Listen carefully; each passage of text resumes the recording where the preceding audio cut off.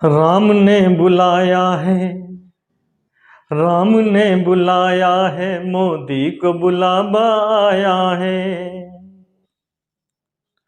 राम ने बुलाया है, मोदी को बुलावा आया है।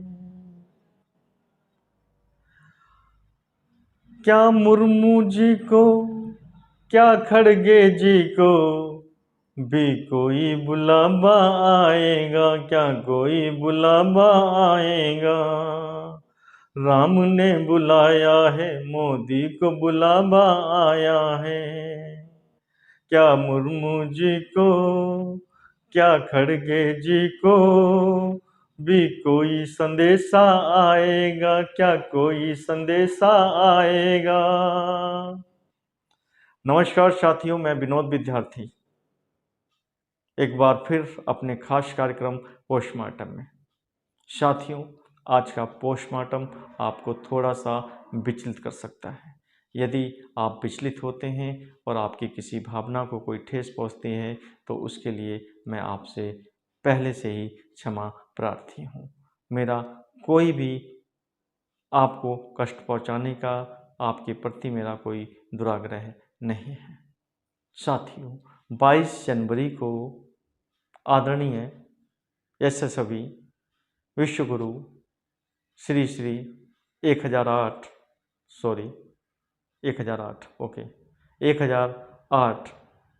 श्री नरेंद्र मोदी जी राम मंदिर का उद्घाटन करेंगे। तारीख है 22 जनवरी।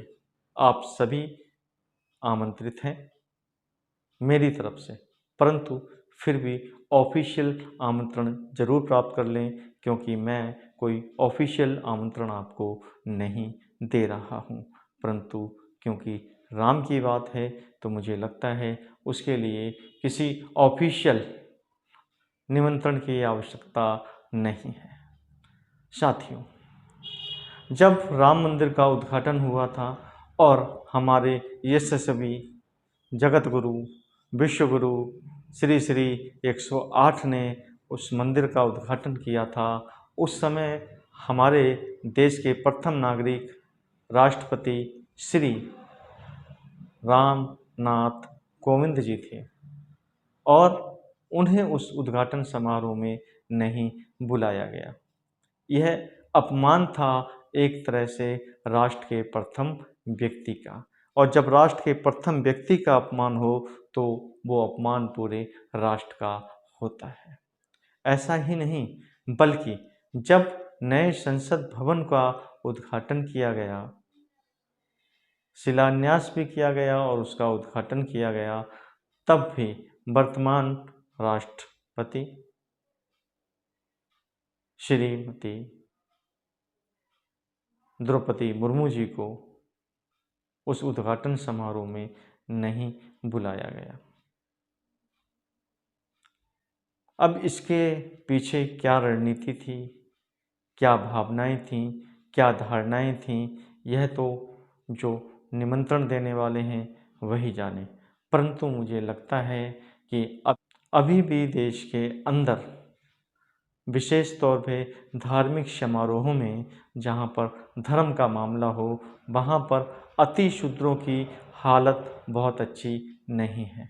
उन्हें हर हाल में अभी भी अपमान सहन करना पड़ता है, मगर अति शूद्र हैं कि उनको ये समझ में आता ही नहीं है कि जो धर्म उन्हें अभी तक राष्ट्र के प्रथम व्यक्ति के पायदान पर पहुंचने पर भी उसे पद दलित ही समझा जाता है और धार्मिक कार्यक्रमों में धर्म में किसी तरह का कोई विनिष्ट ना हो जाए, उनको आने से रोक दिया जाता है। यह बड़ा अपमान है, मगर अति शूद्रों के जो राजनेता हैं उन्हें ये अपमान महसूस होता है या नहीं होता है, यह तो वही भली भांति बता सकते हैं जो वहाँ पर पदस्थापित हुए हैं या अभी पदस्थापित हैं। परंतु हमें लगता है कि आज के दौर में अगर सरकार को और यहाँ के धार्मिक जो आडंबरदार बैठे हुए हैं, उनको ये सोचना चाहिए कि अगर अभी भी असमानताओं का ये दौर चलता रहा तो राष्ट्र के लिए यह एक खतरा है और ये खतरा राष्ट्र के ऊपर एक तलवार की तरह लटका हुआ है। मुझे समझ नहीं आता कि जब संविधान ने सब कुछ बराबर कर दिया है तो फिर धार्मिक ग्रंथों का अभी तक अपमान के रूप में चलन क्यों है। अगर धर्म इतना महत्वपूर्ण है तो सभी को बराबर का महत्व क्यों नहीं। साथियों, ये बेहद निराशाजनक बात है कि हर बार अपमान होने के बाद भी हर बार अपमान होने के बाद भी हमारे शीर्ष पर बैठे हुए जो अति क्षुद्र कम्युनिटी से आने वाले राष्ट्रपति, उपराष्ट्रपति या कैबिनेट मंत्री के आला दर्जों पर पहुँचे हुए लोग भी अपने इस अपमान को कैसे सहन कर लेते हैं, ये समझ से बिल्कुल ही परे है। परंतु हो सकता है विलासिता और धन धान उनकी आंखों के सामने एक लालच का पर्दा डाल देता है और उसके बाद उन्हें अपमान जैसी स्थितियां शायद महसूस नहीं होती हैं। परंतु अति क्षुद्रों के बड़े वर्ग को ये समझ लेना चाहिए कि तुम क्या हो। यदि तुम राष्ट्र के शीर्ष पर भी पहुंच जाओगे तब भी आप अति क्षुद्र ही रहोगे, चाहे वो SC हो चाहे वो ST हो। अपमान तो शूद्रों का भी हुआ है, यानी OBC का भी हुआ है, परंतु अभी वो झंडा बरदार बने हुए हैं क्योंकि